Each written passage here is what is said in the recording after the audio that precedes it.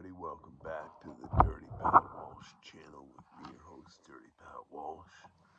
How's it going? So, to continue my vlog series on alcoholism and how it's affected my life, I'm gonna tell you a bit what it was like to quit drinking cold turkey. Now, when I went to the hospital, the doctor, like I said in my previous video, the doctor gave me a year to live,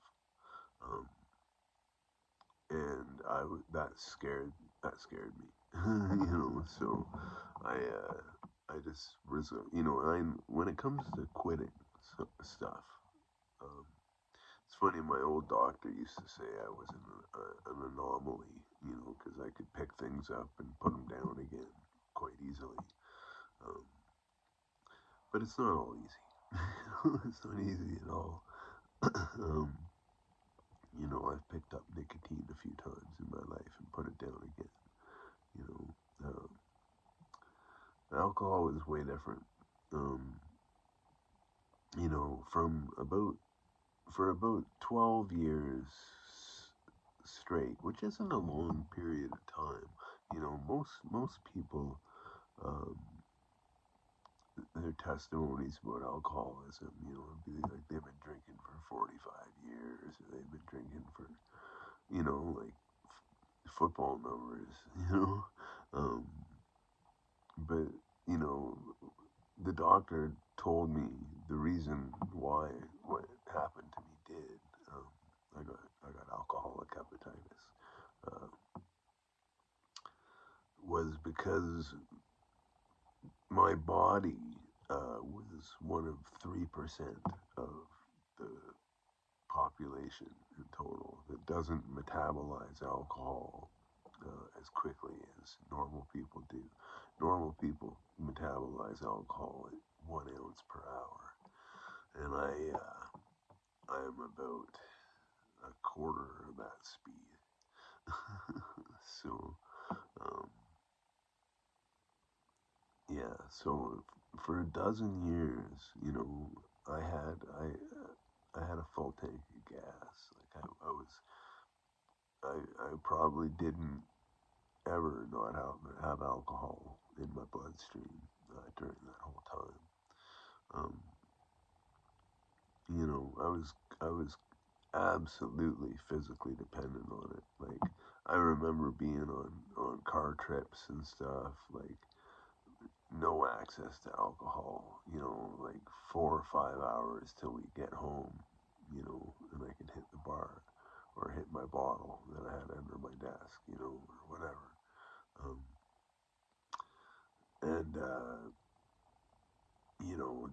The feeling that would come upon me was just like I was like crawling out of my skin, like bugs under me, under my skin.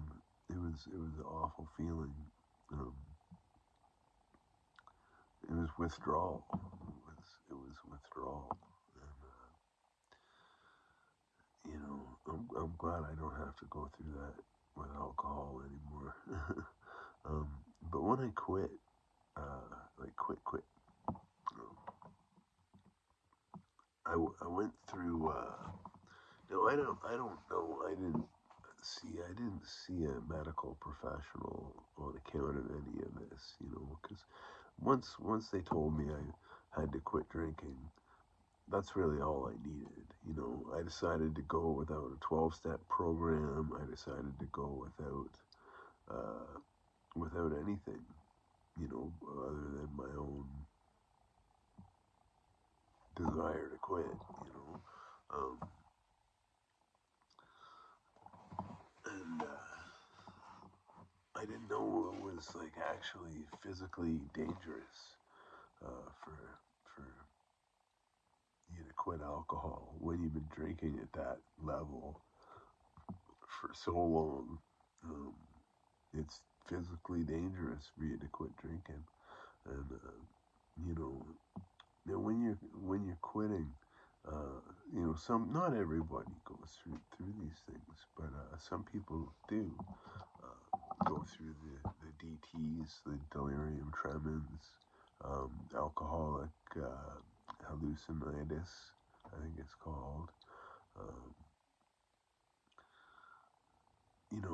these are things that I went through. Which would consist of me finding myself, like I'd wake up because I was standing on my bed, like on my mattress, tearing my bed sheets in half and screaming at the top of my lungs. You know, um, I don't know why. You know, incidences like that would happen often. I'd wake up and I'd sleepwalk a lot. I'd wake up in different parts of my apartment, not in my bedroom. I had a single bed. I lived alone and I had a single bedroom apartment. And yeah, it was all very strange. But the strangest night of all was I had this crazy dream of I was out on Hunter Street, which was where my apartment was on Hunter Street, and oh my goodness, I dreamt that I'd been out on the sidewalk, like my apartment was kind of next to the bar. It was like the building right next to the bar where I used to drink at, and there was a big parking lot. Like the building kind of looked like a little shitty motel. Sorry for my language. Like a little seedy motel, right? But it was just a building. And I had apartment number one, and there was a big parking lot, and then there was the sidewalk and the road, right? I'd had this dream where I was in my underwear, uh, and that particular day, it was a pair of blue tidy, what they call tidy whities, or Y fronts,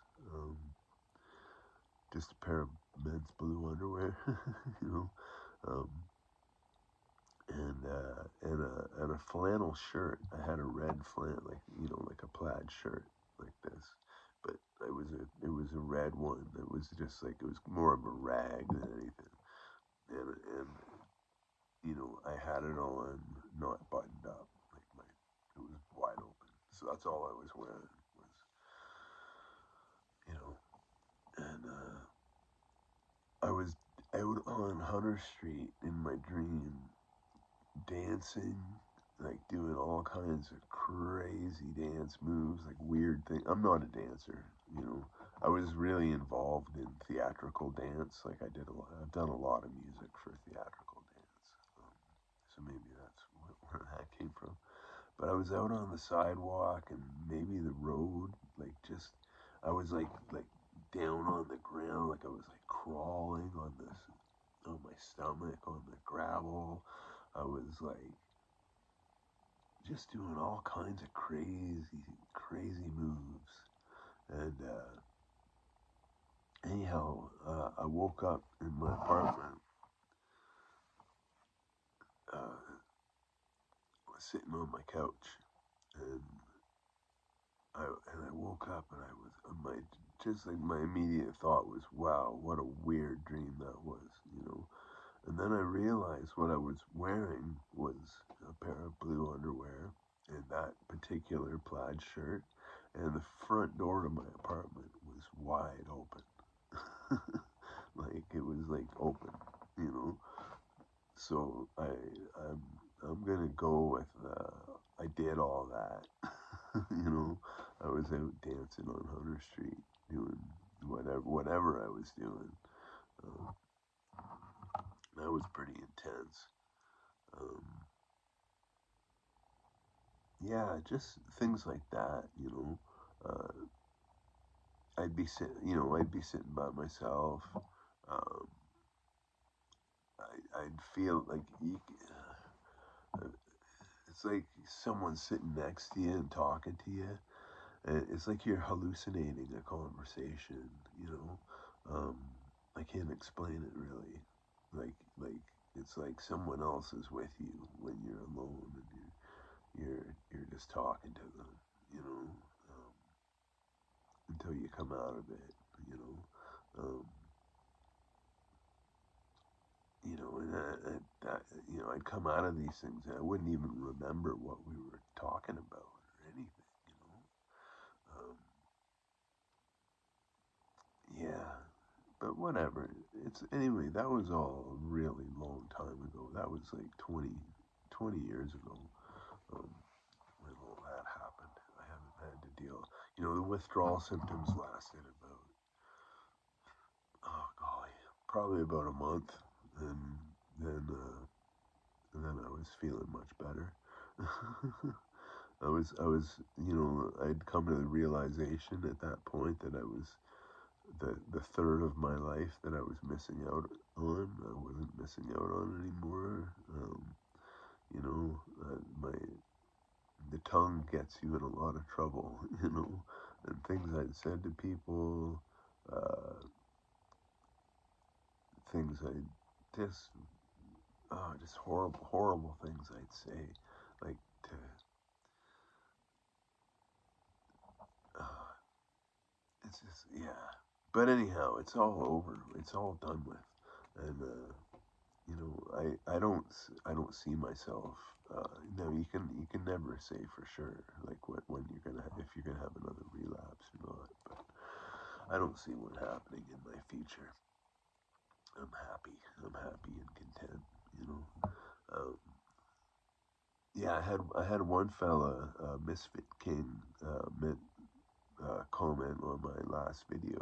I don't think he mustn't have watched the whole video because or he or she. I don't know if it's he or she. Um, but just due to you can read the comment. I don't know.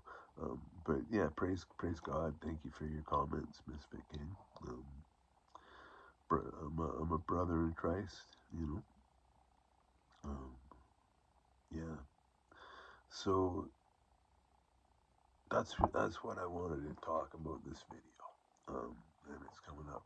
It's 12 minutes long, so I should stop talking about it. But you know,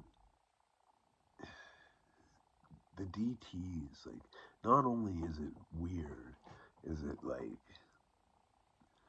I don't know how to explain it. I'm not a medical professional, but it's like, you're lucky if you come out of, it's not just your hands shaking when you're needing a drink.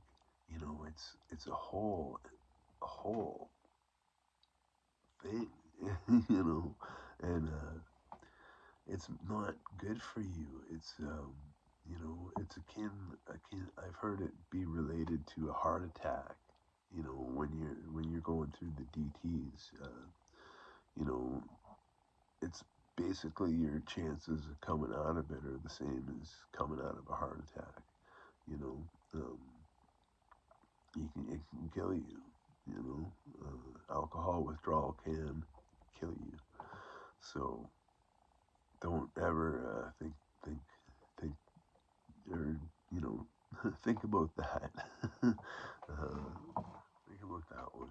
Alcohol withdrawal will kill you.